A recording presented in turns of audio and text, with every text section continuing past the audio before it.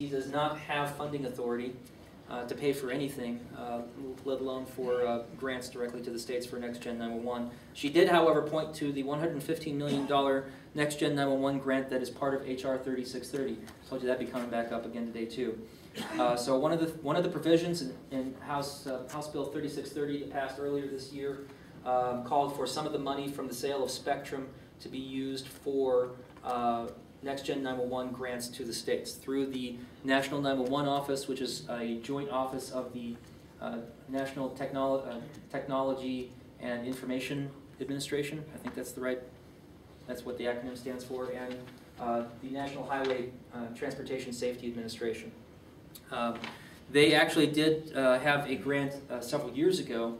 It actually only turned out to be $43 million is how much they actually got appropriated for grants to the states, and Colorado was able to get some of that money for both Next Gen 911 projects as well as for upgrade to Phase 2 wireless in a few of our counties that we're still behind on that.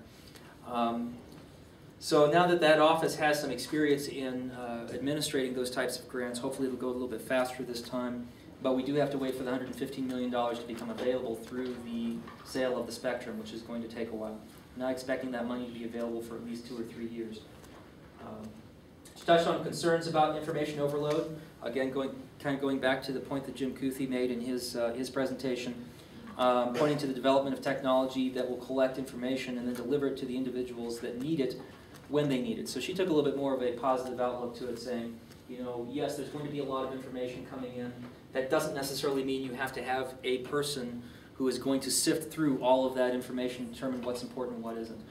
We're going to have to look to the vendors on this to some extent to be able to help use some intelligent software to help determine when a piece of information might be useful and when a piece of information might not be. We'll see how that works out, but that was her take on it. Federal role in implementing Next Gen 911. Lori Flaherty was there from the National 911 Office. If you're not familiar with who Lori Flaherty is, she's basically the biggest voice at the federal level for 911, in my opinion at least, primarily because she has taken that role on herself and to make sure that 911 is part of the discussion whenever there's talk about public safety at a federal level. Whenever there's a table of people talking about public safety in a federal meeting, she makes sure that 911 is part of that discussion. One of the things that she talked about in her presentation was just talking about right now what the National 911 Office is doing. They are working on creating a Next Gen 911 transition plan nationwide. The purpose of this plan is to help identify stumbling blocks and potential solutions to those stumbling blocks. And they've hired a consulting company to help look into this for them. What they're not wanting is a report from the consulting company. What they want is the consulting company to go out and work with local and state stakeholders to build up this identification of possible stumbling blocks from the ground up. So this is something that we should be watching for in the near future as they reach out to try to gather information for that report. She also promoted the National 911 Resource Center. This is not related to the Colorado 911 Resource Center. In fact, we were here first. We had the name first. They stole it from us. The National 911 Resource Center, if you've never been, it's just 911. So we're Colorado. We are co9-1-1resourcecenter.org, or you can use the shortened URL we have now, which is co911rc.org. They are 911 with no dashes resource center I want to say org, not gov. And that will take you to the National Resource Center. They have some information in there in their document clearinghouse, not as much as us, but they have some information there in their document clearinghouse I would encourage you to take a look at. If you can't find what you're looking for on the Resource Center website, let me know so I can try to put more information on there for you. But then the next step might be to look at the National Resource Center and see if they have anything on there. One thing that they are doing, they're working on model state 911 legislative language. This is something that's actually been kind of a long time coming. The National Conference of State Legislatures, if you're familiar with that organization, they do a lot of work tracking legislation that's been introduced or passed at the state level across the country. A lot of state legislators actually use this as a resource for finding out language that's already out there and in use in other states to help inform legislation that they're going to pass in their home state. Well, they're working with the National Conference of State Legislatures to start tracking 911 legislation the same way that they do law enforcement legislation or fire legislation, things like that.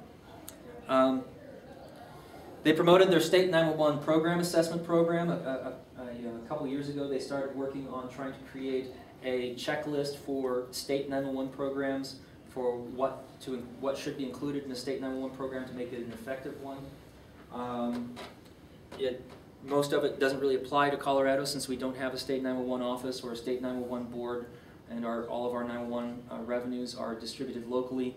But just from a vantage point of seeing what other states are looking at as a template for what they want their 911 programs to look at, it might be a useful thing for you to take a look at. Promoted the National 911 Profile Database. This is something that's done through the National Association of State 911 Administrators. They have been going out, much like the Colorado 911 Resource Center now has a PSAP profile database online that you can go in whenever you want and update information about your PSAP or your 911 authority. The National 911 Resource Center has a database that they use to keep track of what's going on in individual states. So if you want to see how many PSAPs are in the state of Kansas for some reason, maybe you're doing a comparison between Kansas and Colorado on something, you can do that. You can go on and actually see what other states have filled in. I should caveat that because I don't know if Kansas has actually filled out their section or not. I just pulled that state out of my hat. But if it's one of the states that actually has filled out their section of the survey, you can see all that information online.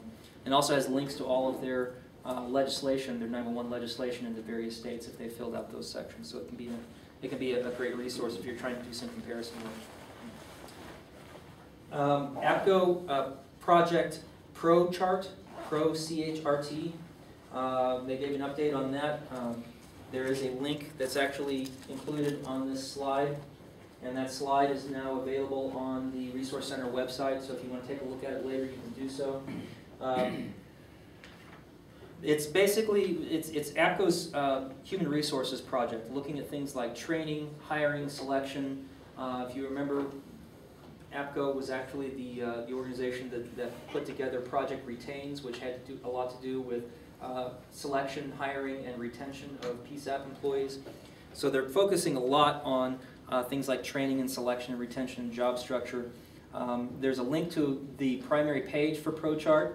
If you haven't taken a look at it before, I would encourage you to do so. For those of you who manage PSAPs, it can be a great resource for finding more information about human resources practices and other things of use for PSAPs. There was an overview of the $135 million grant program made available through HR 3630 for the National Public Safety Broadband Network, which is another name, I believe, for FirstNet. They did issue a call for input on what rules to put in place as part of the grant process. The NTIA is going to be overseeing that grant process. It's not going to be for 911, it's going to be for wireless broadband public safety communications. But as that will obviously affect you as well, that's something that you should be aware of. And if you go to the APCO website to their regulatory and legislative section, there'll be more information about that. Any questions or comments about the APCO conference summary? Okay. So moving on then, the next thing I want to do today was go over the State of 911 report. Every year, the Public Utilities Commission makes a report to the 911 Task Force makes a report to the Public Utilities Commission on the state of 911. The last 2 or 3 years, the Resource Center has also published a report to go along with that, and we've been doing it as a presentation to the PUC. Because of scheduling issues this year, that presentation didn't happen. So I wanted to go over some of the content of the State of 911 report from the Resource Center. It's not the complete report. It's not the report that's going to be filed with the FCC or with the PUC, but it has a lot of information in there that might be of interest to you at the PSAPs and at the 911 authorities in terms of how we're doing with 911 in Colorado.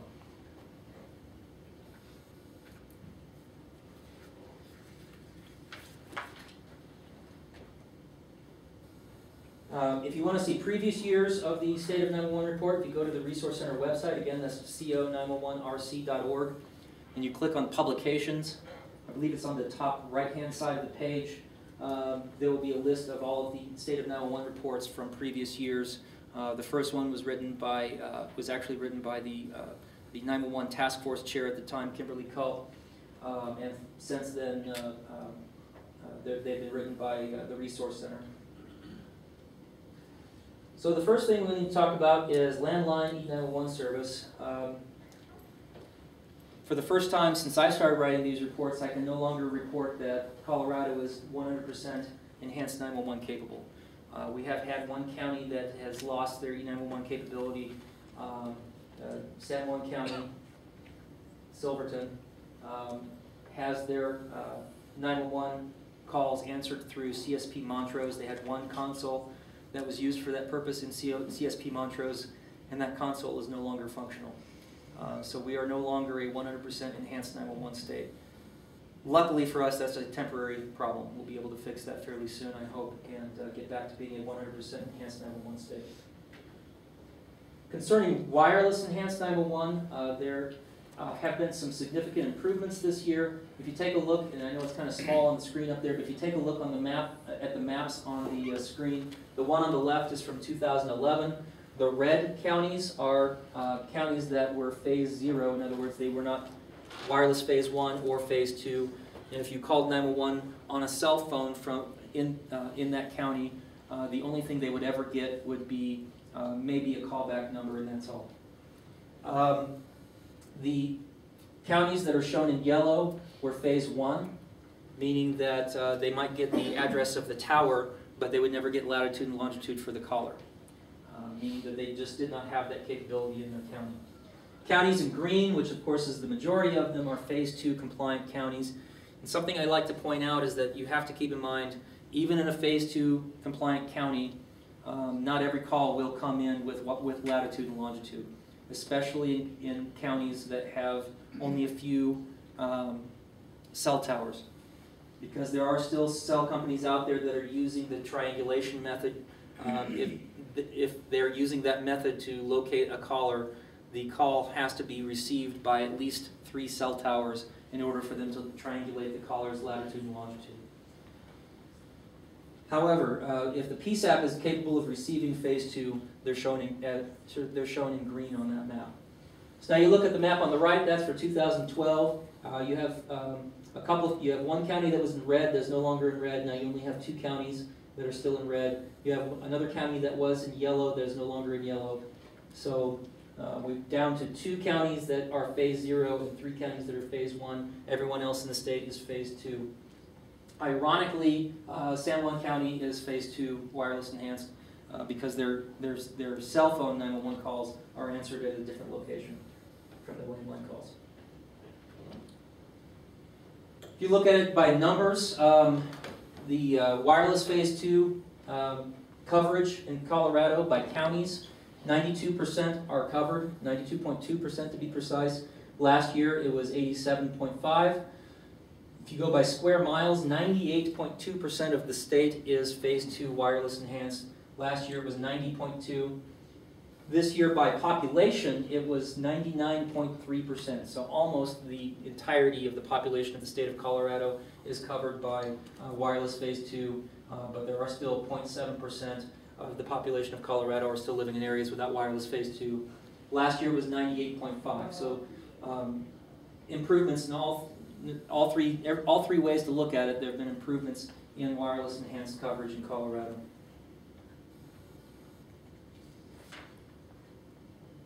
Equipment in use. This comes from those PSAP profiles that I asked you to fill out. Not every PSAP participates. For those of you who do, I really appreciate it because it allows me to produce these results every year. But it's kind of an interesting thing to look at the... I have one question. Go ahead, Jeff. Bruce Romero, Jenny Boltman asking, how can Silverton no longer be E911 but is shown as phase 2? I guess that's probably because the chart hasn't been updated. Yeah, the question was, how can Silverton be phase 2 if they are no longer enhanced 911? That's because their landline calls were going to CSP Montrose, which no longer has the console to answer those landline calls. So they're being routed to a 7-digit line at CSP Montrose. Their wireless calls, or at least from at least one of the carriers, is being routed through CSP in Alamosa, which is able to receive phase 2 information. So that's how that is. Concerning equipment in use here in the state of Colorado, CAD equipment, the oldest CAD equipment in the state that's in use, according to the PSAP profiles filled out by you online, is 25 years old. There is a CAD system that's currently in use that's 25 years old. The average is 10 years old. If you compare that to last year, 24 was the oldest, and 9 was the average. So basically just got older by a year. What that means when you look at that really what that means statistically is that the vast majority of PSAPs in the state of Colorado did not replace a CAD system last year. That's why the average just got older by a year. I know there were some that did replace a CAD system last year, but it wasn't enough to affect the average when averaged across everyone who filled out the PSAP profile. And by the way, the response rate on the PSAP profiles is over 50% now, so it may not be 100% accurate, but it's fairly close to what the actual ages are. Phone system ages, 22 years is the oldest phone system in use in the state of Colorado right now. The average is 7 years. Last year, 21 years and 7 years. So enough replaced their phone system to keep the average at 7, but the oldest was not replaced. Radio console ages, 32 years. There's a radio console that's 32 years old, currently in use in the state of Colorado. The average is 9 years. Last year, 31 years and 9 years. So again, 1 or 2 PSAPs that reported this year that they had replaced their radio system, so that kept the average at 9, but the oldest got older by 1 year without being replaced. Console furniture ages, 22 years and 9 years, compared to last year, 21 years and 8 years. Primary generator age, 26 years and 10 years. And another thing I ask with primary generators is, because you can buy a generator for your PSAP that has the capacity to handle all the equipment, but then as you add more equipment, it's no longer sufficient to handle all of the power that you need to sustain your PSAP if there's an outage. So that's one of the questions I ask, is just a yes or no question. Is your generator sufficient to handle your needs? 95% of the PSAPs responding said yes, that it was. Last year, 25 years was the oldest, and 9 years was the average, so again, they just got older by a year. And 93% last year said that the generator was sufficient capacity, so slight improvement in that category. Same thing with universal power supply systems. 23 years was the oldest, 8 years was the average. 87% said that they had enough capacity. 22 years was the oldest last year. The average was 7 years, so again, just got older by a year. And 92% said that they had enough capacity, so we actually decreased or worsened a little bit in the category of whether it was sufficient or not. Hey, Daryl? Yes? Could you just qualify, when you're saying that the oldest CAD system is 25 years, I mean, is that something where we're getting upgrades, or I think that's a little misleading. Do you know if the context is explaining that when they're asking a question? So the question was, on oldest CAD system, does that include systems that might be receiving upgrades every year? And the answer is yes, that could include CAD systems that are receiving upgrades. Another question I asked them is, how long has it been since your last upgrade? The answers are so all over the place on that statistically it wasn't useful. But so yes, when you talk about CAD systems especially, those have probably been through some upgrades unless it's something that's no longer supported. But that is a good point. Thank you. Recording system ages, 14 years was the oldest, 6 years was the average. Compared to last year, 13 years and 5 years, so again, just got older by a year. And for this year, just to kind of give some comparison, I also surveyed other states. I went through some contacts with the National Association of State 911 Administrators and said, okay, how often do you replace 911 equipment at your PSAPs? Some states are, are like us, where it's all completely local control, and the local 911 authorities determine when they replace their equipment. But for those that had a replacement schedule, the range responded from 5 to 10 years. The average was 6. If you look at just phone systems, because that's generally what they're talking about when they talk about replacing 911 equipment, our average is 7 years. So we're not that far out of range when we look at just the average. If you look at the oldest ones in the state, then that becomes a little bit more of an area of concern. But if you look at the average of how often, on average, 911 systems at our PSAPs are replaced, we're not that far beyond what the national norm is. So that was all equipment. The next section that I look at are wages, and again, this all comes from the, except where I point out that some data in this area is taken from the Bureau of Labor Statistics, but a lot of it comes from the online PSAP profiles that you guys fill out. Starting call taker wages, average $15.53 compared to $15.35 last year. And on the chart here, so you know what you're looking at, as I go through these different categories, the blue bar on the left is inflation from July of, so for on the blue bar on the left-hand side is for 2011. So that was from July 2010 to July 2011. That was the inflation rate. And then the same thing, the second blue bar is the inflation rate from 2011 to 2012, July. The red bar that you see on the left-hand side is the rate of increase from 1 year to the next of starting call taker wages according to the online PSAP profiles. So the increase from 2010 to 2011 was very small, especially compared to inflation. 2012, it kept up with inflation a little bit better, but was still below inflation slightly. So it kind of gives you a little bit better idea of what you're looking at here.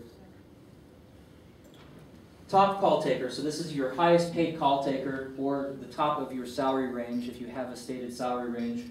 2012 it was $20.76 an hour. This is the average statewide. $20.57 an hour for 2011. And again, in both cases, the increase for dispatch, the wage actually did not keep up with inflation. Now this actually comes from BLS. So I don't keep track of average wages, because that would require keeping track of how much every one of your employees at your PSAP makes, which I don't think people are going to fill out on an online PSAP profile form.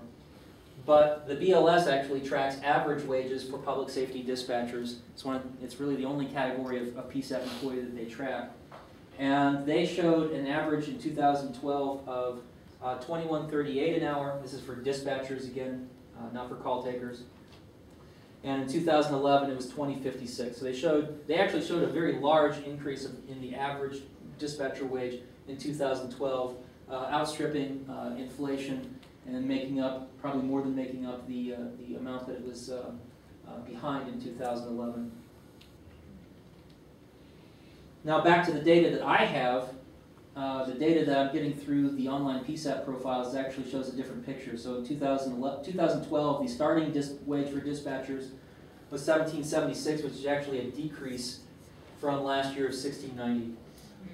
Actually a drop, not just in relation to inflation, but in relation to actual numbers. It dropped from 2011 to 2012.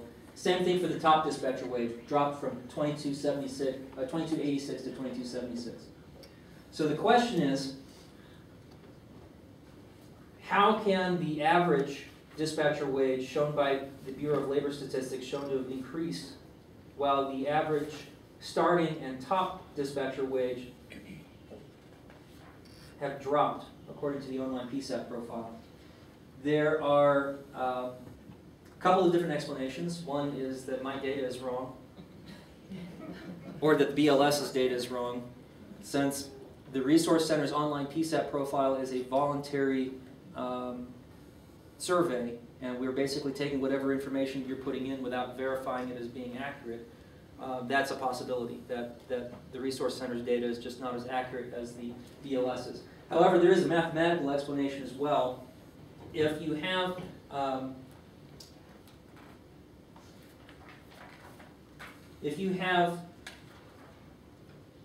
a bottom end and a top end to your dispatcher wage range, and you lower that bottom end, but you don't hire anybody at that bottom end, then your average starting wage is going to show lower than it was before, but it's not going to affect your average because you're not actually employing anybody at that lower level. Same thing goes for the top level. If you lose your longtime employees, you have a top range that nobody's actually at. You lower that top range, that's going to affect the average top range for the state, but it's not going to affect the average of what people are actually making in the state. So it is possible that, and you might expect this with the type of economy that we have right now, that dispatch centers are not hiring people as often as they were before. So you have fewer people at the bottom range.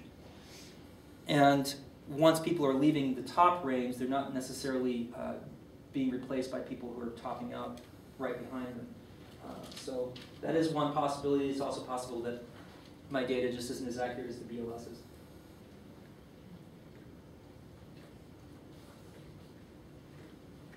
Going through all that. Supervisor rate wages, 2012, the rate was $22.12 an hour. That's an increase over last year of $21.78. That's actually slightly higher than inflation. But if you look at the year before that, it didn't increase at all. It was stagnant. So if you, it still does not make up for the year before. Top supervisor rate, it increased for both years, but didn't keep up with inflation. Directors, this is where if you're a director in this room, this is where the averages change the most. The biggest drop was from 2010 to 2011. The averages, as reported on the online PSAP profile, went from 96,000, almost 700, down to 78,250. And then it dropped again, but not as much, from 2011 to 2012.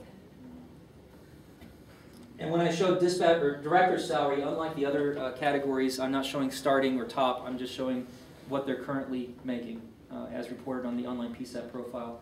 That's because in a lot of places, the director of the PSAP's salary may not be subject to an actual pay range. It may be a negotiated rate.